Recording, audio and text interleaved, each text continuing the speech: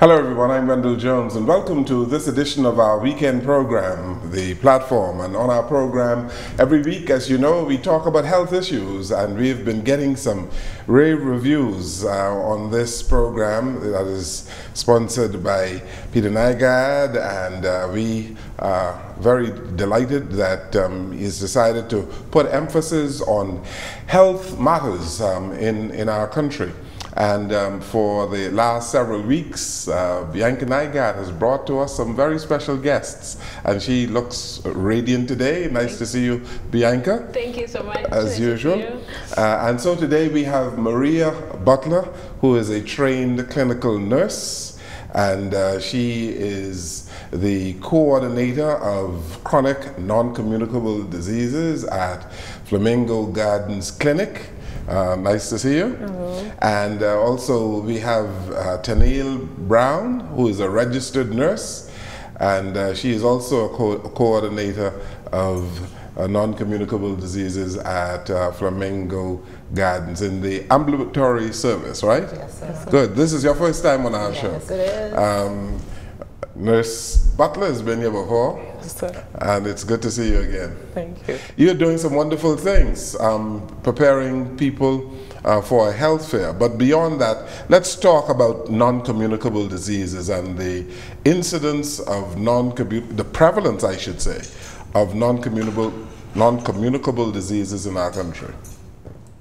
Okay, well, just as we said on the last show, our clientele at Flamingo is very high when it comes to non-communicable diseases, and when we focus on that, we include diabetes, hypertension, we also look at asthma, and we have clients come in with history of cancers, whether it's them or a family history. So we are focusing on three aspects. We want to reduce, prevent, or we want to manage. Mm-hmm. And in most cases, we have to do all three with the clients and their families. And we do this on a daily basis. Yeah, but asthma is a condition. Yes. Not really a disease, eh? It's a condition, and it's also considered a chronic condition, and so that's the reason why. A chronic condition? Yes. But chronic meaning that it's a long-term condition, yes. And thus it's under the chronic non-communicable diseases. I see. But it is not a disease as, say, diabetes? No, sir. Right. So you have a high incidence of asthmatic patients because of sometimes atmospheric situations. True. As a trigger. As a trigger? Yes. And you're talking about dealing in Flamingo Gardens area with hundreds? Absolutely, yes, sir.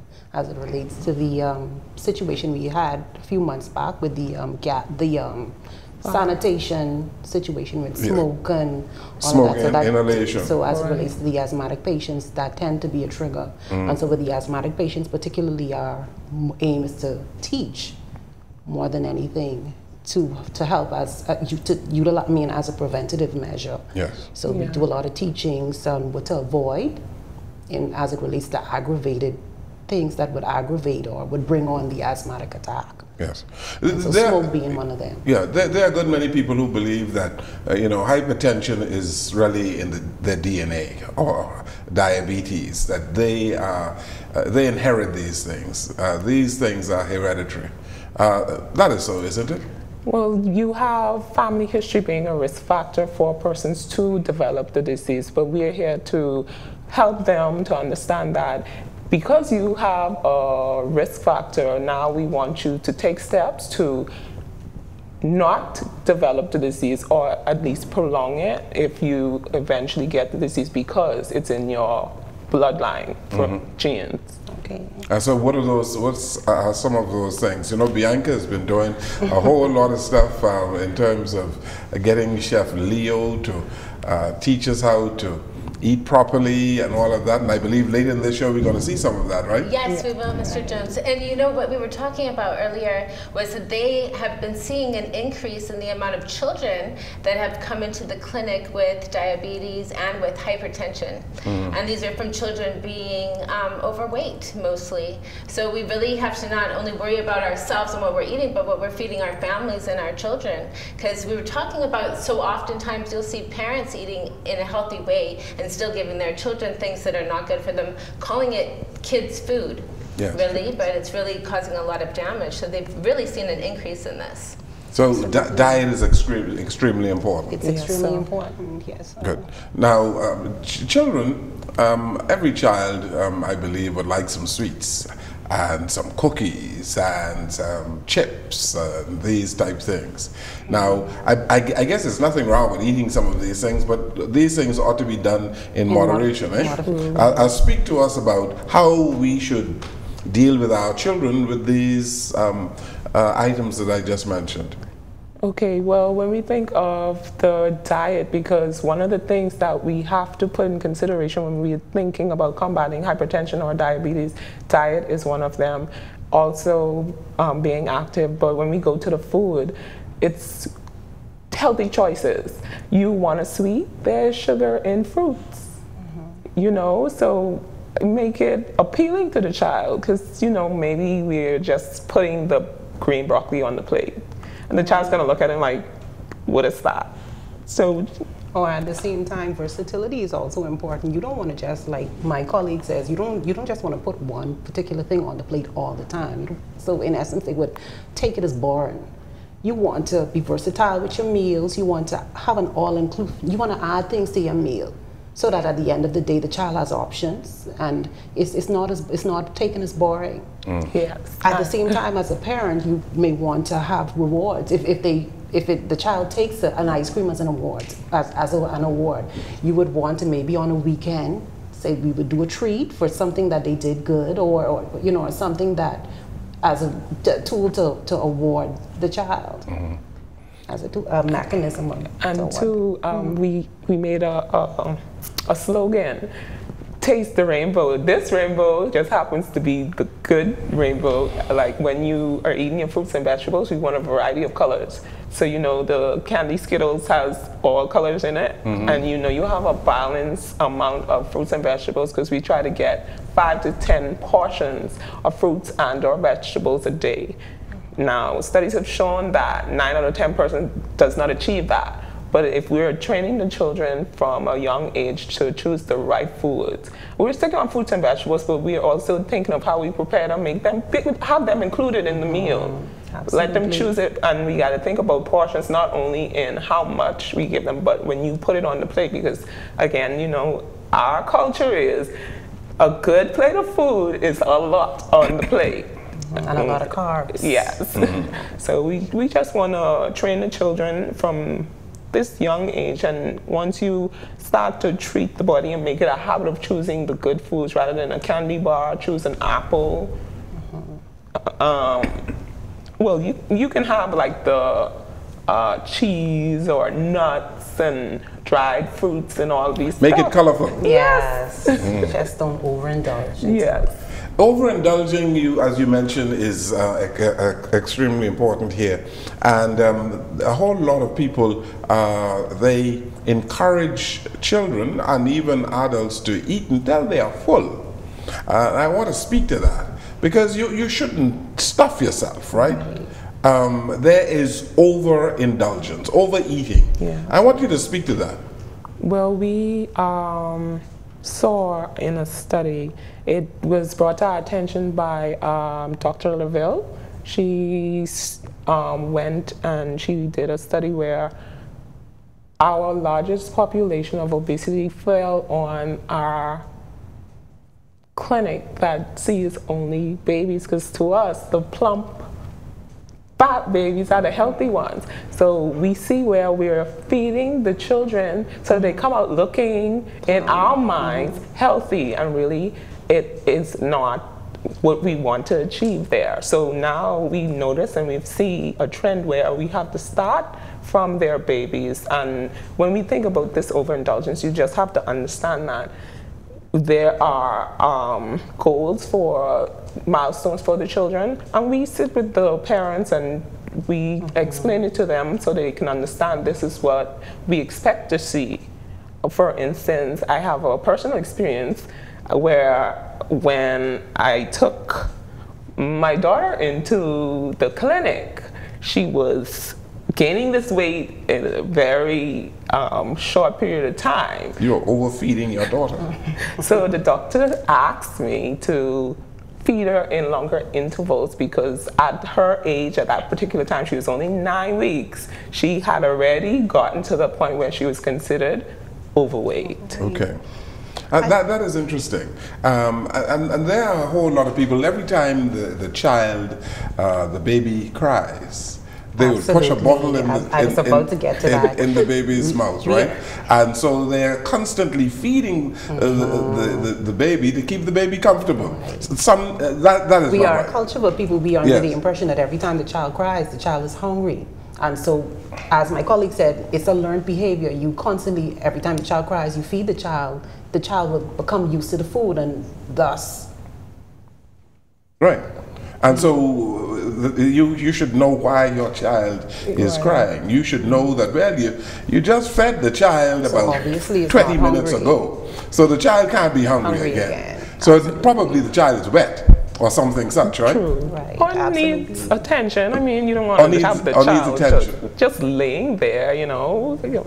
They actually learn by interacting, and so from that very young age, we need to give those children the right patterns to follow, you know, because they learn behaviors again. So that is interesting, and it's worth repeating that sometimes when a child cries, the child only needs some love and attention, not food.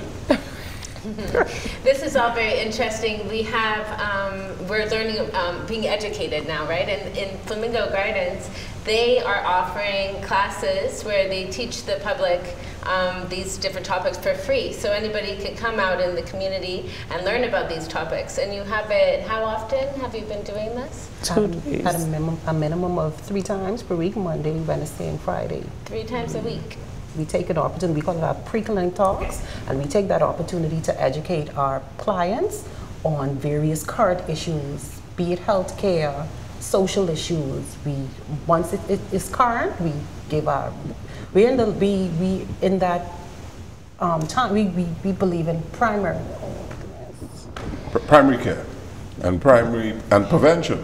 Primary prevention, but what we try to achieve is education. We understand that education is pivotal, and for that reason, we seek to educate as a form of, like Mr. Jones said, preventative measures, and so thus the teachings. Yeah.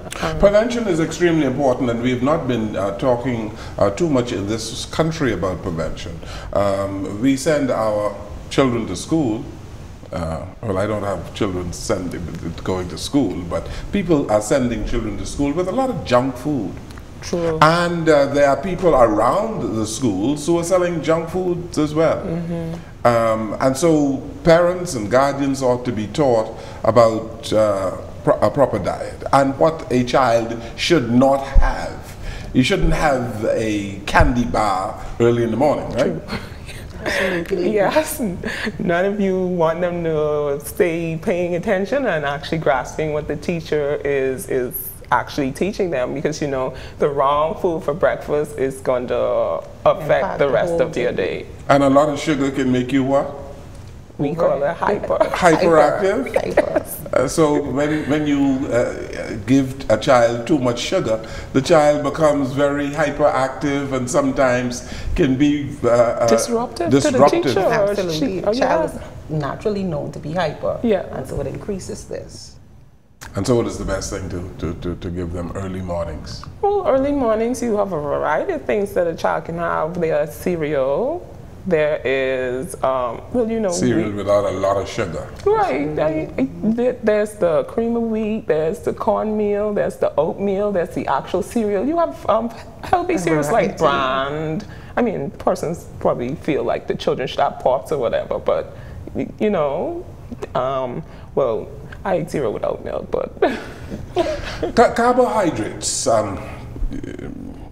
nurses, is probably one of the reasons why a whole lot of people put on a whole lot of weight. It's the overindulgence of carbohydrates, a whole lot of peas and rice and breads and cakes and that sort of stuff. We eat too much peas and rice, right? Come on, man, talk to me. Isn't that right? Yeah. You can't eat peas and rice every day. Every Shouldn't day. have it every day, right? No. And you shouldn't mix it with other starches. You're right. So Right. it's a whole meal. Yeah. Right. You shouldn't have peas and rice, potato salad, and macaroni and cheese all in one plate, right? Right. Right. Man, you all look like you all scared to talk to me. Huh? You are right. I You hit mean, the the nail on the typical head. plate has a bunch of starch, and the meat is possibly fried. So, in essence, you have your fat, you have your sugar, And proteins. you want to- yeah, in the wrong portion. Absolutely. Now, So the carbs, which should be the smaller portion, we tend to have that as the larger. Miss Butler, Miss Brown, there are a whole lot of people who want to lose weight, and you see them running and walking, which is good, but they still aren't losing any weight. And it's because they're not eating properly, right? True. It could be that they're not eating properly. Now, when a person starts to exercise, you have to also understand that somewhere in their regime, they're going to end up putting on the weight, because when you're active and using your muscles, you start to form them, and your muscles are actually healthy, but it puts weight on you. And then there are those persons who are doing the exercises and getting up and walking, and then they don't see any results. So then we have to find out holistically what's going on with that person, and we can help them on an individual basis. But it is a possibility that you're exercising, you feel like you're doing all the work, but then you sit down and eat what you shouldn't be eating, or you burn off the calories and put them right back on, so it's not helping. It's so interesting, Mr. Jones, because I'm realizing that now it's not about only eating healthy, it's knowing what foods to eat at what time. So, for example, you can't eat a whole wheat pasta at night and then go to sleep, because all of that will just turn into fat. You have to use that in the morning or in the afternoon where you have time to burn it off. And another thing is, you're not supposed to have fruit after you had a meal, because then it sits there and rots in your stomach, causing cancer. It's very interesting stuff of knowing what, because it's hard to digest. Said the last part again? Yeah, so you can't eat, you're not supposed to eat a meal and then follow it with a fruit, because now that fruit can't pass through. The other meal that you just had is blocking that fruit. So it just sits there and rots in your colon. So it should be the other way around. It should be the other way You around. eat the fruits First. first. So you think you're doing things right, and now you have to get the whole order of it down. Right. Too. So it is kind of complicated. That's why it's good to have this education. And that's why maybe, and exactly what happened to me too, working out, and you get hungry and you get tired from your workout and you feel like I'll put something in, maybe pasta or whatever, and then go straight to sleep. That's exactly what you're not supposed to do. You know, and a lot of times also I'll feel that I'm hungry and really I'm thirsty. So a good trick is to have water, like what we were talking about too. You can have water and wait and see how you feel, and it normally takes away the hunger after. Hunger subsides. Water is, she raised the name. Yeah, water's very Water important. is very important. Yeah, stay Now, I hydrated. know you don't drink 8 glasses a day. Shame the devil and tell the truth. Well, Mr. Jones, You don't drink 8 I glasses. am happy to right? tell you. And my nurse here on the next to me, she doesn't drink 8 glasses, right? Do my endeavor. You do your best, right? Yeah. But tell us why it is important to have water. Well, water, you need to stay hydrated. You know, when we talk about putting all these extra stuff in our bodies, like the sugar and all of that. For instance, I'll give you an example. When we have a person who we'd say are diabetic, if they happen to have glucose levels above what we consider to be normal range, we would have them drink water to facilitate in getting it down. So when you drink the water, you're promoting your kidney health. You know, we kind of just go for the sugary sweet drinks, because I had a conversation with persons, they look at me like, I try, but water's really hard for them to drink. They can't sit there. It doesn't have a taste or anything like that. So I asked them how they feel about flavoring it, you know. What about if you squeeze sour or fuse it with some type of flavored fruit, or the actual fruit now, because, you know, they have these things you can add in water. And things like that. So, and Bianca has been putting cucumbers. Everything. I did lemongrass tea the other day. Yeah, by the way, where's my cucumber? Oh, yes. Where's my cucumber? You're supposed to bring some cucumber for me. Right. Okay. Bring my cucumber. All right. But so it's really important. Yeah, hydration. She's surprised that I'm asking her on air about my cucumber. Yes, the body is 7% water. Yes. We want to help and keep it in the normal state. And it's an antioxidant as well, Absolutely. right? When you mix your water with those things. And it's a neutralizer, because it's a neutralizer? A neutralizer as well. It helps to provide the body with a medium in terms of its acidity, so it helps to neutralize the acidity within the body. You know, we say that acidity it's a breeding ground for various illnesses and stuff, and so the water provides that, it neutralizes it. Sometimes I think speaking to these nurses, it's better than speaking to doctors. But thank you so very much. And Bianca, you have a special for us after we take this break, right? Yes, Mr. Jones. Chef Leo Hall came over again and showed us some healthy and affordable options of food at my grandmother's kitchen. Very good. Yes. You do it often, and you don't bring anything from the kitchen for us. I will. Okay, thank you so very much for being here. Ms. Maria Butler and Tennille Brown, thank you so very much. And when we return, Bianca is going to show us a thing or two with Chef Leo from her grandmother's kitchen. Thank you for watching. We'll be right back.